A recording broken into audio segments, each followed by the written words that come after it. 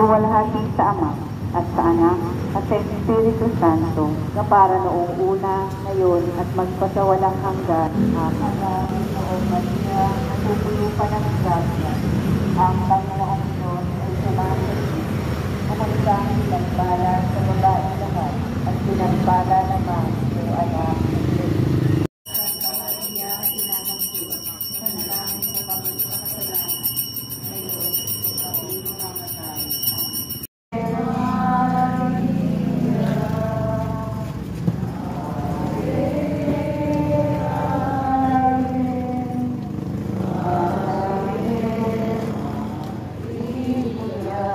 Santa Maria, Ina ng Diyos, maawain, maalam, at matamis na tubig.